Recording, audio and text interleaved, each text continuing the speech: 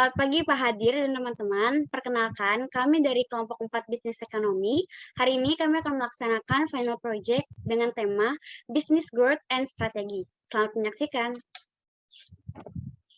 Kelompok 4 terdiri dari Bimo Nikola Saputra, Tasbita Zalfa, Maria Helena, Zilka Amelia, dan Wisabella. Pertama, saya akan menjelaskan apa sih strategi manajemen. Strategi manajemen merupakan kegiatan bisnis yang terdiri dari keputusan manajemen dalam jangka panjang. Strategi manajemen ini terdiri dari 3 strategi. Ada strategi analisis, strategi choice, dan terakhir ada strategi implementation. Untuk strategi analisis. Strategi analisis atau disebut juga analisis strategi merupakan analisis dalam lingkungan bisnis internal maupun eksternal dengan penekanan pada implikasi lingkungan terhadap strategi perusahaan. Selanjutnya, di strategi analisis ini terdiri dari eksternal dan internal. Untuk eksternal terdiri dari 3, ada analisis PES, keunggulan kompetitif, dan ada 5 kekuatan persaingan atau disebut 5 force competition. Selanjutnya akan dilanjutkan oleh Zilka. Nah, di sini ada analisis PES. Analisis PES merupakan konsep pada manajemen strategi yang digunakan untuk memantau lingkungan perusahaan saat perusahaan berencana meluncurkan sebuah produk maupun saat sedang beroperasi. PEST juga digunakan untuk mengantisipasi situasi makro pada perusahaan. Nah, faktor dari PEST terdiri dari 4 aspek, yaitu yang pertama ada aspek politik, kemudian ekonomi, kemudian sosial, dan yang terakhir ada teknologi.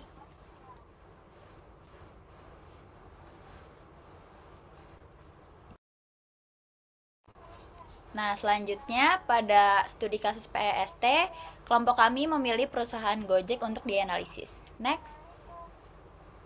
Nah, studi kasus PEST. Di sini faktor politiknya yaitu pemilu tahun 2019 merupakan salah satu pemilu terpanas. Burhanuddin tadi pada tahun 2019 menegaskan bahwa sentimen anti minoritas dalam paham politik dan sosial Islam di Indonesia telah menjadi jalur dan kunci utama dalam agenda politik. Bahkan, Presiden Jokowi mengajak Ma'ruf Amin sebagai pasangannya di Pilpres 2019 ini. Kondisi politik Indonesia yang memanas ini dapat memperbesar ancaman resesi ekonomi untuk Indonesia, yang juga dapat memengaruhi pertumbuhan investasi, sehingga kemudian terluncurlah Gojek yang membantu ekonomi Indonesia. Lalu pada faktor ekonomi, ada kegiatan ekonomi UMKM memberikan kontribusi sebesar 60% terhadap total pendapatan domestik bruto PDB Indonesia. Tim peneliti dari Lembaga Demografi FEB UI menuturkan bahwa Gojek memberikan kontribusi sebesar 1,7 triliun per tahun untuk perekonomian Indonesia melalui penghasilan mitra UMKM. Nah, keberadaan Gojek di Indonesia sangat membantu perkembangan UMKM terutama dalam hal layanan pengiriman barang. Next. Nah, selanjutnya studi kasus PEST akan dilanjutkan oleh teman saya, Luisabella. Selanjutnya, faktor sosial. Generasi milenial mudah beradaptasi dengan teknologi dalam kehidupan sehari-hari. Muncullah kelonjakan 5-10% per tahun kendaraan roda 2 yang bisa menyebabkan kemacetan lalu lintas. Di tengah kondisi kemacetan dengan adanya transportasi online seperti Gojek akan memberikan solusi untuk bagi sebagian orang karena Gojek memberikan kemudahan, kenyamanan, dan biaya murah. Yang kedua, faktor teknologi. Teknologi di masa kini sangat penting dan tidak dapat dipisahkan dengan perkembangan bisnis. Pengguna internet di Indonesia didominasi oleh pengguna ponsel pintar sebanyak 133% dari total 268,2 juta, dan sementara itu pemerintah Indonesia membuka gerakan nasional 1000 startup digital. Kegiatan ini merupakan bentuk dukungan pemerintah Indonesia terhadap kemajuan teknologi dan usaha digital nasional. Selanjutnya, competitive advantage adalah sesuatu keadaan ketika perusahaan memiliki penawaran yang tidak dimiliki oleh pesaingnya. Selanjutnya akan dijelaskan oleh Gita. Five Force Porter. Threat of new entrants adalah ancaman pendatang baru yang mana membuat persaingan perusahaan semakin ketat. dan bisa mengakibatkan penurunan laba perusahaan. Supplier adalah perusahaan berusaha dengan cara kreatif atau pintar dalam bekerja sama dengan pemasok. Buyers adalah sesuatu hal yang penting ketika perusahaan memiliki perbedaan dengan perusahaan lain, harga atau kualitas. Next. Trade-off substitute product adalah adanya barang yang dapat menggantikan produk yang sejenis. Rivalry among existing firm. Dalam hal ini, perusahaan dituntut untuk selalu kreatif karena semakin banyak perusahaan yang ada dan memiliki produk yang sama. Sebagai contoh, kelompok kami mengambil perusahaan dari Uniqlo. Pertama, bargaining power of supplier. Jumlah pemasok di industri tempat Uniqlo beroperasi jauh lebih banyak dibandingkan dengan pembelinya. Produk yang disediakan pemasok ini cukup terstandarisasi, kurang terdiferensiasi, dan memiliki biaya peralihan yang rendah. Pemasok tidak bersaing dengan produk lain dalam industri ini. Yang selanjutnya, pemasok tidak memberikan ancaman yang kredibel untuk integrasi ke depan ke dalam industri di mana Uniqlo beroperasi. Yang terakhir, industri di mana Uniqlo beroperasi merupakan pelanggan penting bagi para pemasoknya. Next. Trade-off substitute product. Sangat sedikit produk pengganti di industri tempat Uniqlo beroperasi.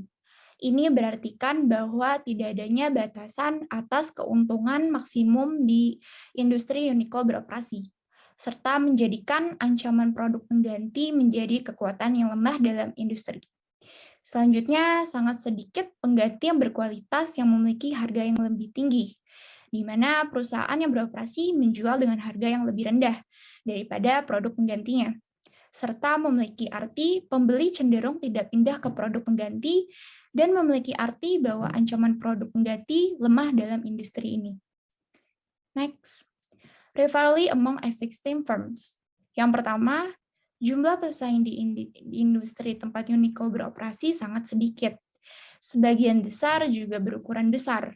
Ini berarti bahwa perusahaan dalam industri tidak akan bergerak tanpa diketahui. Sangat sedikit pesaing memiliki pangsa pasar yang besar. Ini berarti bahwa mereka akan terlibat dalam tindakan kompetitif untuk mendapatkan posisi dan menjadi pemimpin pasar. Yang ketiga, industri di mana Uniqlo tumbuh diperkirakan akan terus melakukan hal ini selama beberapa tahun ke depan.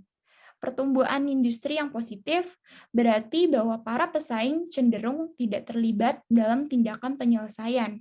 Kenapa? Karena mereka tidak perlu merebut pangsa pasar satu sama yang lain. Selanjutnya, biaya tetap tinggi dalam industri di mana Uniqlo beroperasi.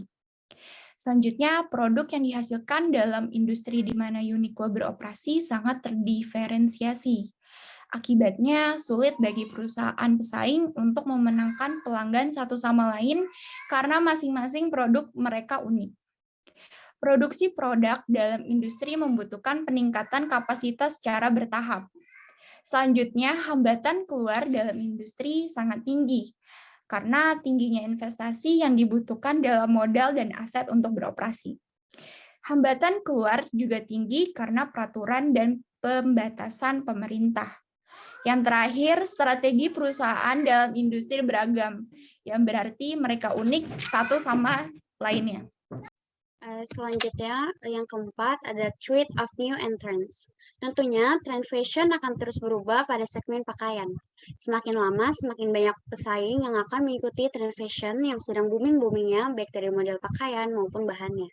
Untuk menghadapi tantangan ini, Uniqlo membuat perbedaan dari perusahaan lainnya, yaitu tidak mengikuti model tren-tren pakaian, tetapi mempertahankan dan memfokuskan untuk menciptakan produk pakaian yang casual, simple, serta mengutamakan kenyamanan pakaian. Uniqlo berfokus pada peningkatan dengan desain yang lebih baik dan kain in-house, dan mempertahankan biaya rendah sehingga sangat sulit bagi pendatang baru untuk menyalin. Ini memberikan perusahaan proposisi nilai yang unik. Dan yang terakhir ada bargaining power of buyers. Uniqlo merupakan perusahaan yang mengutamakan kepuasan pelanggan, maka dari itu Uniqlo akan terus meningkatkan kepuasan dan pengalaman pelanggan dengan selalu mengevaluasi segala produk, pelayanan, dan memenuhi harapan serta tuntutan perusahaan maupun pelanggan. Harga pakaian di perusahaan Uniqlo termasuk harga pakaian standar sesuai dengan bahan. Pelanggan juga memiliki daya tawar sedang hingga tinggi atas perusahaan. Sebagian besar penduduknya termasuk kelas menengah yang dimana banyak pelanggan yang dapat membeli produk Uniqlo. Selain itu, Uniqlo juga memiliki diferensi produk yang dimana membuat pembeli tidak dapat membeli barang terbaiknya di perusahaan lain selain perusahaan Uniqlo. Lalu untuk strategic analisis, terdapat strategic analisis internal, di mana analisis rantai nilai yang berkaitan dengan bagaimana masing-masing dari berbagai operasi ini menambah nilai pada produk dan berkontribusi pada posisi kompetitif bisnis.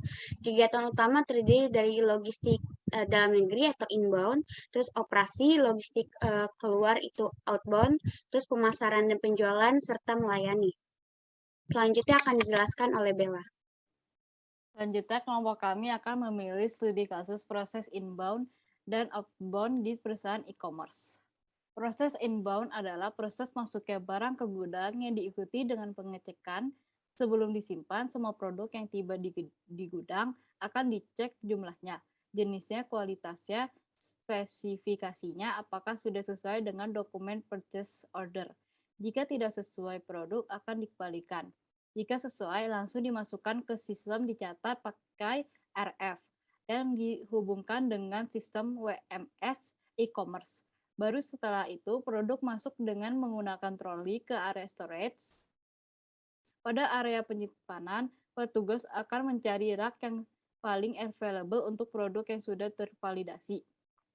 Setelah dapat area penyimpanannya, petugas akan menyimpan produk dan melakukan pencatatan dengan menggunakan RF yang langsung dihubungkan ke WMS.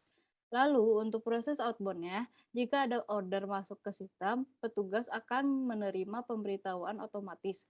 Dan saat itu juga langsung mengerjakan proses outbound.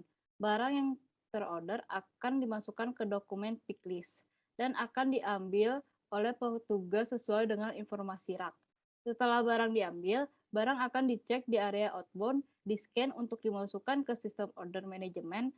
Setelah divalidasi, barang akan dikemas termasuk penempelan label seperti nomor resi, alamat nomor customer, stiker fragile, untuk barang pecah belah, dan sebagainya. Setelah itu, barang siap dikirim, petugas kami akan menginformasikan kurir untuk datang mengambil barang dan mengirim ke customer. Selanjutnya akan dijelaskan oleh Zilka. Next. Nah, di sini ada implementasi strategi, yang dimana artinya adalah proses di mana manajemen berusaha mewujudkan berbagai strategi dan kebijakannya dalam tindakan melalui pengembangan program-program, rancangan anggaran, dan prosedur. Next. Kemudian ada pilihan strategi yang memiliki arti yaitu alternatif yang tersedia bagi para pengambil keputusan untuk menggunakan sumber daya yang tersedia dan memanipulasi keunggulan kompetitif. Selanjutnya akan dibacakan oleh Bimo.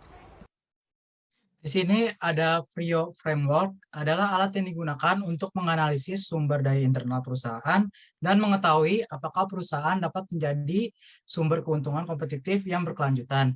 Selanjutnya ada growth strategy atau strategi pertumbuhan adalah mengacu pada metode yang diadopsi oleh perusahaan untuk menangkap pangsa pasar yang lebih besar. Strategi ini menopang bisnis dalam jangka panjang dan formulasinya melampaui kondisi pasar saat ini. Next. Nah, selanjutnya itu ada financing growth and investment. Growth finance adalah penggunaan teknik hutang, ekuitas, dan pembiayaan hibridra oleh perusahaan untuk mencapai ekspansi bisnis dengan cara yang hemat biaya. Fokus pembiayaan perusahaan itu pertumbuhan yang harus pada mengidentifikasikan solusi pembiayaan yang optimal bagi perusahaan. Selanjutnya ada investasi. Nah, investasi ini adalah tindakan untuk memperoleh uang dengan membangun operasi atau membeli produk investasi seperti saham, obligasi, dan anuitas. Selanjutnya, kegiatan pembiayaan dan investasi suatu entitas bisnis sangat penting untuk keberhasilan jangka panjang suatu perusahaan. Next. Selanjutnya ada source of business finance. Jadi sumber bisnis itu dananya ada dari internal, eksternal, dan internasional. Sumber dana dari dalam perusahaan itu yang internal merupakan bentuk dana yang pemenuhannya kebutuhannya berasal dari perusahaan. Dana dari perusahaan dapat menggunakan laba cadangan dari sekian sisa hasil usaha yang merupakan unsur dana sendiri. Selanjutnya itu ada dari luar perusahaan atau external source, merupakan bentuk dana pemenuhan kebutuhan dana yang berasal dari sumber-sumber dana yang ada di luar perusahaan. Dana ini berasal seperti dari bank, asuransi, dan kreditur. Selanjutnya ada dana dari internasional. Ini hampir sama kayak external source, tetapi dana internasional ini berasal dari luar negeri, seperti kreditur yang ada di luar negeri, seperti bank-bank yang beroperasi di luar negeri, yang dimana mereka benar-benar berasal dari devisa yang berada di luar negeri, bukan yang dari peroperasian di dalam negeri. Next. Yaitu selanjutnya ada the role of the stock exchange atau perusahaan bursa efek. Nah, bursa efek ini adalah tempat terciptanya sekuritas, di mana bursa yang berarti sebuah tempat jual beli dan efeknya sesuai dengan Undang-Undang Nomor 8 Tahun 1995. Nah, di bursa efek ini ada primary market atau IPO. IPO adalah contoh dari bursa efek. Perdagangan ini memberikan kesempatan bagi investor untuk membeli surat berharga dari bank yang melakukan pinjaman emisi awal untuk saham tertentu. Selanjutnya ada secondary effect. Nah, di pasar secondary ini, investor memperdagangkan surat berharga yang diterbitkan sebelumnya tanpa melihatkan perusahaan penerbit. Selanjutnya ada keuntungan bursa efek. Yang pertama itu menyatukan penambungan dan perusahaan yang mencari keuangan, lalu mengatur perusahaan dan membantu mendorong kepercayaan, lalu memfasilitasi merger dan pengambil alihan, lalu mengurangi biaya transaksi keuangan investasi. Nah, ada kekurangannya, yaitu biaya untuk mendaftar, pengawasan publik, lalu kemungkinan jangka pendek dan ketidakstabilannya. Next. Selanjutnya ada starting small. Starting small merupakan kegiatan memulai bisnis dari awal sehingga perusahaan disebut dengan perusahaan kecil. Lalu keunggulan kompetitif dari perusahaan kecil itu ada apa sih?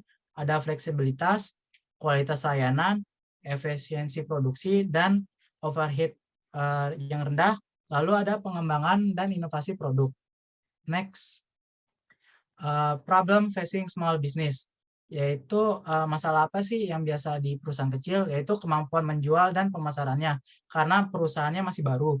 Lalu kemampuan manajemen research and development, karena perusahaan kecil jadi karyawannya masih dikit, tidak bisa research and development. Selanjutnya yang terakhir itu ada kemampuan untuk memperoleh skala ekonomi, karena dengan omset yang sangat sedikit, dengan menghasilkan omset yang sedikit, itu tidak bisa mengubah perekonomian di suatu negara. Next. Selanjutnya akan dijelaskan oleh Zilka. Nah, selanjutnya di sini ada SMES atau UKM. UKM itu usaha kecil dan menengah. Kemudian atau usaha mikro, kecil, dan menengah. Nah, ini itu sebuah sebutan yang mengacu pada jenis usaha kecil dengan total kekayaan bersih di bawah 200 juta rupiah, termasuk juga tanah dan bangunan tempat usaha. SMES sendiri terbagi menjadi 3, yaitu small business, medium business, dan juga micro business. Ketiga kategori tersebut memiliki peran penting terhadap ekonomi. Terus di sini ada by number of employees, itu micro enterprise itu memiliki kurang dari 10 employee. Kemudian ada small enterprise yang punya 10-49 pekerja. Kemudian ada medium enterprise yang punya 50-249 pekerja. Terus di sini ada turnover. Mikronya itu memiliki kekayaan bersih 300 juta. Kemudian yang smallnya itu 2,5 miliar. Kemudian yang medium ada 50 miliar rupiah. Next. Selanjutnya akan dibacakan oleh Bita. Baik. Secara umum, entrepreneur adalah individu yang bisa menciptakan bisnis yang baru, bersedia menanggung sebagian besar resiko, dan sebagai imbalannya bisa menikmati sebagian besar keuntungan. Sederhananya, entrepreneur adalah seseorang yang melakukan proses yang dimana menciptakan sesuatu yang baru agar bisa menilai tambah dalam ekonomi. Next. The Global Entrepreneurship Monitor atau Monitor Kewirausahaan Global adalah kegiatan penilaian tahunan di bidang kewirausahaan pada tingkat nasional yang dilakukan di berbagai negara. Next. Baik, mungkin itu saja dari kelompok kami. Mohon maaf apabila ada salah kata. Terima kasih.